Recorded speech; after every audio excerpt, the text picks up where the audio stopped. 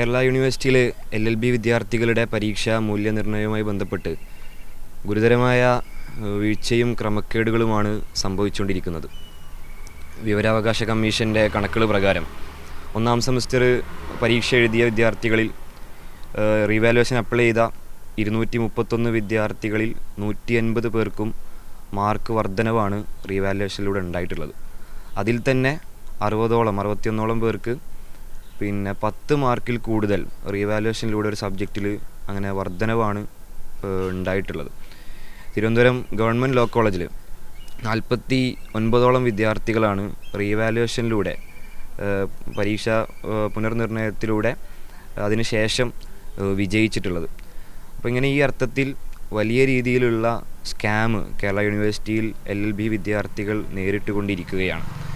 ഇതിൽ അധ്യാപകർ അവർക്ക് തോന്നുന്ന രീതിയിലാണ് മാർക്ക് ഇട്ടുകൊണ്ടിരിക്കുന്നത്. ഇവിടെ കൃത്യമായ ഒരു മാർക്കിംഗ് സ്കീമില്ല, ഒരു കൃത്യമായ ഒരു മോഡൽ ആൻസർ ഷീറ്റില്ല, ആൻസർ കീ ഇല്ല. ഒരു പരീക്ഷ നടത്തുന്നു, അധ്യാപകർക്ക് അവർക്ക് തോന്നുന്നത് പോലെ മാർക്ക് ഇട്ടുകൊണ്ടിരിക്കുന്നു.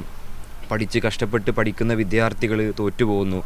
റീവാലുവേഷനിലൂടെ അവർക്ക് ആ മാർക്ക് വർധനവ് ഉണ്ടാവുന്നു, അവർ വിജയിക്കുന്നു, പാസ്സാവുന്നു.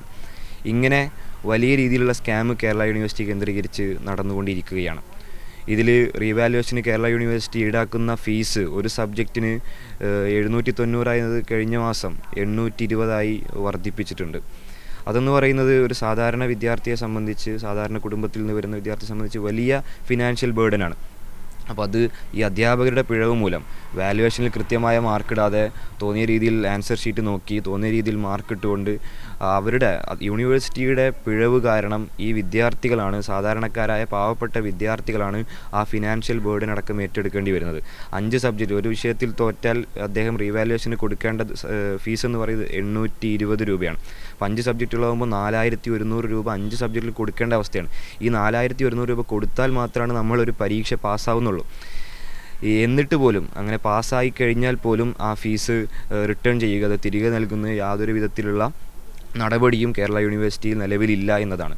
അപ്പോൾ ഇത് വിദ്യാർത്ഥികളുടെ അല്ല, അധ്യാപകരുടെ പിഴവ് മൂലം, യൂണിവേഴ്സിറ്റിയുടെ പിഴവ് മൂലം വലിയ ഫിനാൻഷ്യൽ ബേർഡനാണ് വിദ്യാർത്ഥികൾ അനുഭവിച്ചു കൊണ്ടിരിക്കുന്നത് എന്നതാണ് പ്രധാനപ്പെട്ടൊരു കാര്യം.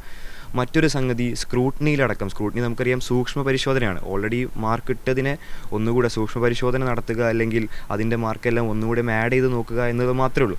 അതിലടക്കം 10 മാർക്കോളം ഒരു വിദ്യാർത്ഥിക്ക് ഒരു വിഷയത്തിൽ കൂടുകയാണ്. അങ്ങനെ 10ഉം 20ഉം മാർക്ക് റീവാലുവേഷനിലൂടെ, സ്ക്രൂട്ടിനിയിലൂടെ വിദ്യാർത്ഥികൾക്ക് കൂടിക്കൊണ്ടിരിക്കുന്ന സാഹചര്യം. ഇത് കഷ്ടപ്പെട്ട് പഠിക്കുന്ന വിദ്യാർത്ഥിയെ സംബന്ധിച്ച് ആദ്യമായി റിസൾട്ട് വരുമ്പോൾ തോൽക്കുകയും ഇത് ഏറ്റവും കൂടുതൽ അഫക്റ്റ് ചെയ്യുന്ന ഫൈനൽ ഇയേഴ്സിനെയാണ്. അവസാന വർഷ വിദ്യാർത്ഥികളെ സംബന്ധിച്ച് അവർക്ക് അടുത്ത വർഷത്തെ സപ്ലി വരെ വെയിറ്റ് ചെയ്യേണ്ടി വരികയാണ് ഈ കാരണം കൊണ്ട്.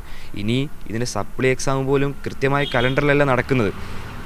റീവാലുവേഷൻ ഒരാൾ അപ്ലൈ ചെയ്ത് അതിൻ്റെ റിസൾട്ട് വരാൻ ഒരു വർഷത്തോളം എടുക്കുകയാണ്. അടുത്ത സപ്ലി എക്സാമിൻ്റെ രജിസ്ട്രേഷൻ അതിന് മുമ്പ് നടക്കുകയാണ്. വിദ്യാർത്ഥികൾ ആശയക്കുഴപ്പത്തിലാണ്, കൺഫ്യൂഷനിലാണ്. ഞങ്ങൾ സപ്ലി എക്സാം എഴുതണോ അതോ ഞങ്ങൾ ഈ റീവാലുവേഷൻ്റെ ഫീസ് കൊടുത്ത് വെയിറ്റ് ചെയ്യണത്? ഇങ്ങനെ വിദ്യാർത്ഥികളെ ആശയക്കുഴപ്പത്തിലാക്കുന്ന, അവർക്ക് പ്രതിസന്ധി ഉണ്ടാക്കുന്ന സമീപനമാണ് കഴിഞ്ഞ കുറച്ച് നാളുകളായി യൂണിവേഴ്സിറ്റിയുടെ ഭാഗത്തുനിന്ന് ഉണ്ടായിക്കൊണ്ടിരിക്കുന്നത്.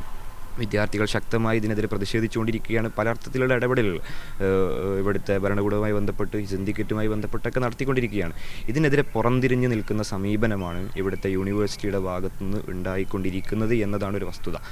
ഇതിൽ സുതാര്യവും നീതിയുക്തവുമായ ഒരു റീവാലുവേഷൻ പ്രോസസ്സ് ഇവിടെ ഉണ്ടാവണം എന്നതാണ് നമ്മളുടെ ആവശ്യം. അങ്ങനെ വിദ്യാർത്ഥികളെ പ്രയാസത്തിലാക്കുന്ന ഈ ഫീസ് അത് ഒരു സ്റ്റാൻഡേർഡായ ഒരു എമൗണ്ടിലേക്ക് ചുരുക്കണമെന്ന്, ഒരു 250 പോലൊരു സ്റ്റാൻഡേർഡ് എമൗണ്ടിലേക്ക് ഈ ഫീസ് ഇളവ് വരുത്തണമെന്ന് എന്നതാണ് ഈ വിദ്യാർത്ഥികൾ ഉന്നയിക്കുന്ന ഒരു ആവശ്യമെന്ന് പറയുന്നത്. അപ്പോൾ അതിനെ കേൾക്കാൻ ഇതുവരെ ഈ യൂണിവേഴ്സിറ്റി തയ്യാറാവുന്നില്ല. കഴിഞ്ഞ കുറച്ച് നാളുകളായി സംഘപരിവാറിൻ്റെ നേതൃത്വത്തിലുള്ള VC-യാണ് നിലവിൽ കേരള യൂണിവേഴ്സിറ്റിയെ നയിച്ചുകൊണ്ടിരിക്കുന്നത്. അല്ലെങ്കിൽ ആ അർത്ഥത്തിൽ വിദ്യാർത്ഥികൾക്കെതിരെ വിദ്യാർത്ഥി വിരുദ്ധ നിലപാട്, അവരെ ഭാവി വെച്ചുകൊണ്ടാണ് കളിച്ചുകൊണ്ടിരിക്കുന്നത്.